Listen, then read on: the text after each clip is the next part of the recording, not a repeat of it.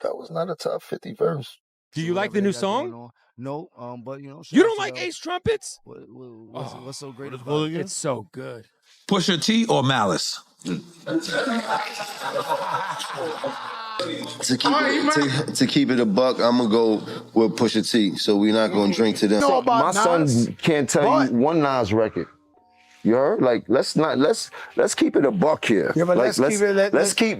Welcome back to Fame Flux, where the truth behind fame gets exposed. Jim Jones recently made headlines by sparking controversy with not one, but three of the most iconic figures in hip-hop: Nas, Pusha T, and No Malice. In doing so, he's finding out that certain rivalries should never be ignited. The backlash has quickly spiraled into a full-scale industry spectacle. Started as seemingly casual commentary, has evolved into one of the most strategic and impactful comebacks hip-hop has seen in recent memory. As tensions rise, it's become clear that this isn't just about opinions anymore. This is legacy warfare. Jim's remarks didn't just ruffle feathers. They may have unintentionally reawakened a legendary duo. Because that one interview didn't just spark a debate, it potentially resurrected the Clipse. And now, what began as a dismissive take on Nas' relevance has grown into a lyrical standoff that exploded into the spotlight right in front of Pharrell, Beyonce, and Jay-Z at Paris Fashion Week. Jim Jones, who downplayed the significance of Pusha T's music, has now found himself at the center of a calculated and high-profile rollout. And in a twist nobody expected, his words may have just handed Clipse the perfect re-entry into the game. What Jim Jones didn't seem to grasp is the caliber of the artists he challenged. Nas isn't the type to respond with diss tracks or social media jabs. He operates in silence, partnering with billionaires, reshaping his community, and using economic moves to demonstrate real influence without ever raising his voice. The future is not something you wait for, it's something you build. It lives in the hands of the doers, the dreamers, the people who refuse to stand still. Resorts World is more than a casino. It's energy. It's opportunity. It's hope for the borough. A second chance for some, a first step for many. It's where community gathers. Not just to win, but to build a future once imagined. This isn't just business. This is legacy. And now, it's time. Time to invest in us.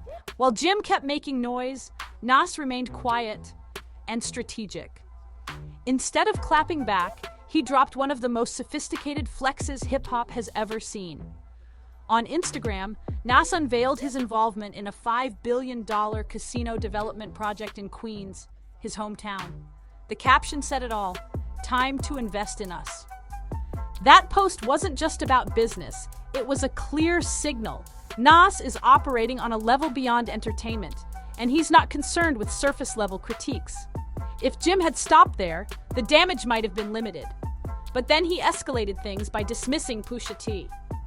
In a bold move, Jim said Pusha T wasn't even top 50, brushing aside a discography respected across generations. What he failed to consider was the silent observer, No Malice.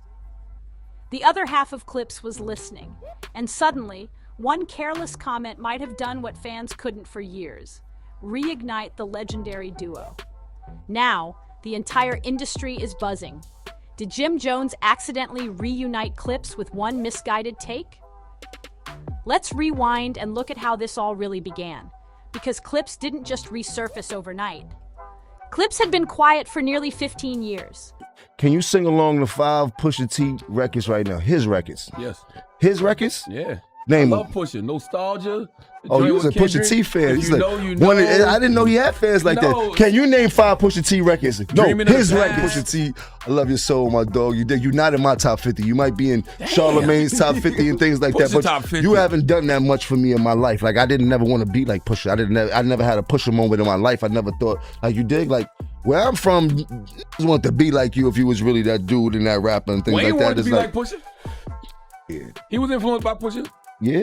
Yeah. Okay, cool. That's why Pusha did the Mr. Me Too record. Okay, cool. You a very strong Pusha T fan. You heard? But what else has he bring to the game? Did he make people want to dress like him? Did he have some slang that everybody was talking like him? There'll be the girls, all the girls wanted to do him. Like, what is you did? Living in the shadows of their own legacy. But behind the scenes, things were already moving. Long before Jim Jones ever made a comment, Pusha T had dropped a quiet signal in a Rolling Stone interview. He said he was trying to bring his brother back into the game. "I'm like, yo, listen to what I just made. We can really do this," he said. And he brushes me off. Then he added, "If I had it my way, it would be Clipse. It's really up to my brother." It seemed like a hopeful gesture at the time, but Jim Jones may have given Pusha the perfect excuse. The reunion whispers started to stir at Pharrell's Something in the Water festival, where Clipse took the stage in 2022. Then again at Chicago's Hyde Park Summerfest, the brothers stood side by side, running through classics from Lord Willin' and Hell Hath No Fury. No Malice looked energized, like he had something more to say. But what happened next changed everything. The Clipse duo was spotted walking the Louis Vuitton runway in Paris, hand in hand with Pharrell. This wasn't just fashion, it was strategy. Pharrell had just become the creative director for Louis Vuitton Men's, and this moment marked a shift from nostalgia to momentum. Sitting front row, Jay-Z and Beyoncé nodding along. Make some noise for the Clipse. After Genesis. Now hold on. DC. Make some noise for the Clipse, y'all.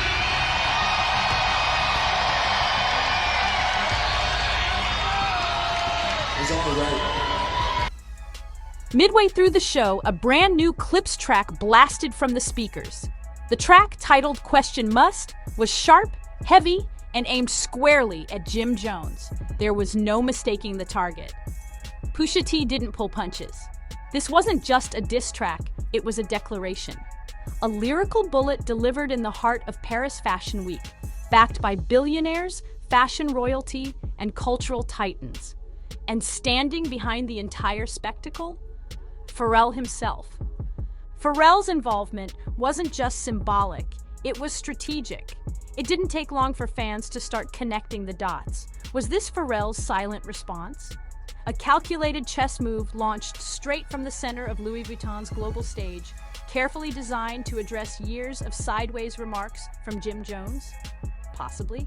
Especially considering Jim had been vocally aligning himself with Pusha T's biggest rival, Drake. In multiple interviews, including one with Complex, Jim had crowned Drake the greatest of all time. That move sent a message loud and clear. Let's go!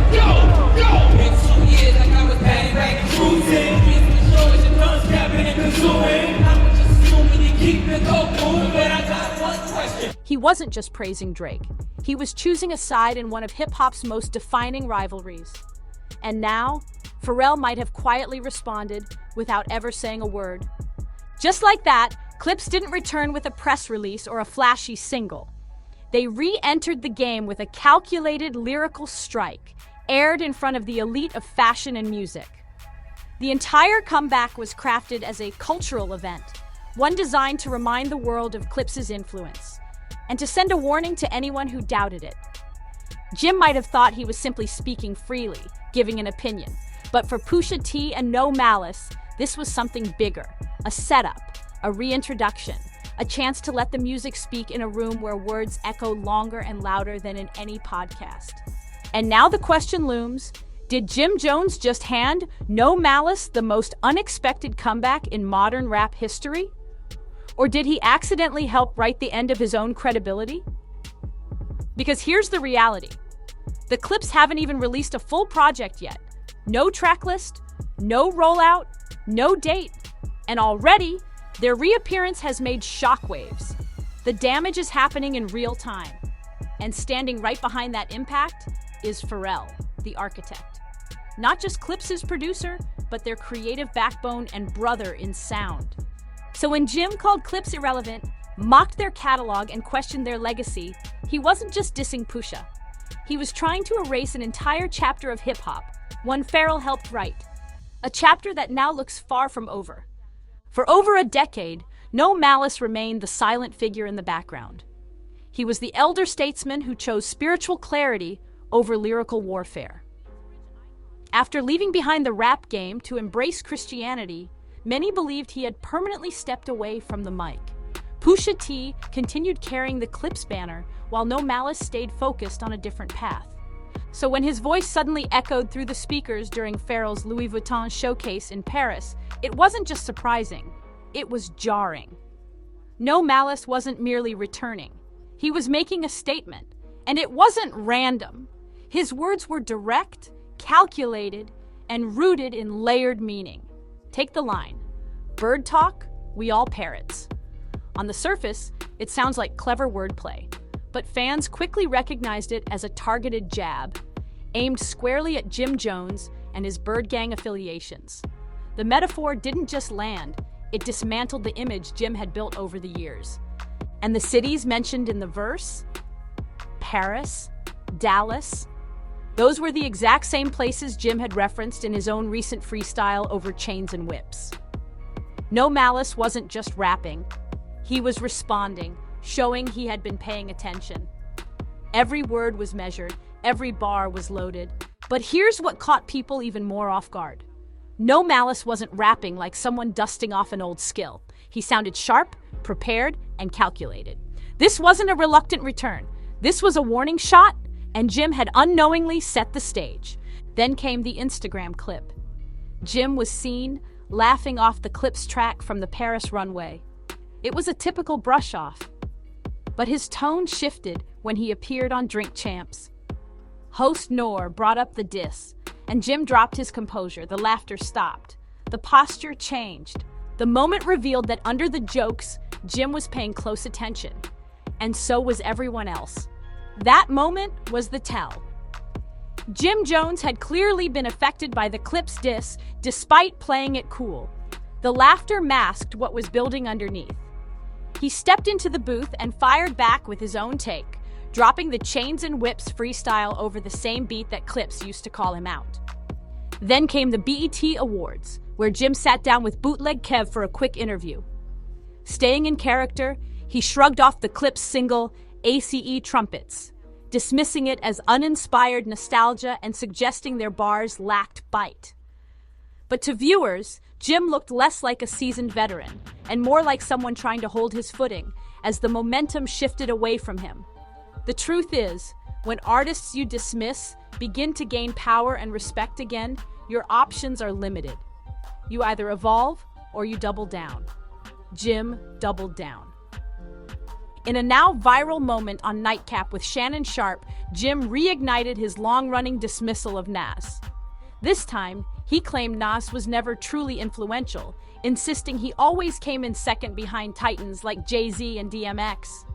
He went so far as to compare Nas's trajectory to a fictional fall-off, stating, "That's like saying Jordan fell off after Space Jam." Critics and fans alike found the comment baffling, an example of selective revisionism rather than genuine critique. Meanwhile, Clipse remained silent, letting their moves speak louder. Because while Jim was chasing headlines, Clipse was preparing a calculated return. Their long-awaited reunion album, Let the Lord Sort Them Out, officially entered rollout mode. And if Chains and Whips was the opening salvo, this album was the entire strategy. It wasn't just a comeback, it was a repositioning of dominance. Every step Clipse took appeared intentional, aligned, and sharpened with years of patience. The message was clear. Legacy speaks louder when delivered in silence and precision. The album rollout was a moment in itself, featuring legends like Nas, Kendrick Lamar, Tyler, The Creator, The Dream, John Legend, and executive production from Pharrell Williams. But the biggest twist came behind the scenes. The album was originally slated for release through Def Jam until the label allegedly tried to censor Kendrick's verse. That verse, according to multiple insiders, contained subtle shots at Drake, Travis Scott, and the hollow machinery of industry politics. Clipse didn't flinch. Instead of editing the record, they walked. Immediately, they pulled the entire project from Def Jam and took it to Rock Nation. That single move made it clear. Clipse wasn't here to play by anyone else's rules. They weren't returning as nostalgic acts. They were returning as architects of the culture. And when Jim Jones questioned who really backed Pusha, this was the answer. Rock Nation, Pharrell, Nas, Kendrick, and the entire elite class of hip-hop's future and past, all locked in together. It didn't happen overnight, but the shift was undeniable. Jim wasn't just being dissed, he was being quietly replaced. Not blackballed, not canceled publicly, just benched, indefinitely. And for someone who built his career on loud loyalty and louder controversy, the silence hit harder than any verse ever could. So when Clipse finally drops that highly anticipated record with Nas, it won't just be a diss. It'll be a eulogy, articulated with precision, layered with legacy, and aimed with full cultural weight. Jim can still rap, post, respond, but behind the curtains, tours are getting locked in, executive meetings are happening, visuals are being finalized, and none of it includes him. So the question isn't will Jim clap back? It's will anyone still care when he does? What was meant to go viral may have just resulted in him getting quietly erased from hip-hop's timeline. But what do you think? Did Jim push too far, or is there still a path forward for redemption? Let us know in the comments below. And if you haven't already, make sure to smash that like button, subscribe to the channel, and hit the bell icon so you never miss a moment in this ever-evolving hip-hop saga. And don't go anywhere. Check out the next video queued up on your screen. This story is only just beginning.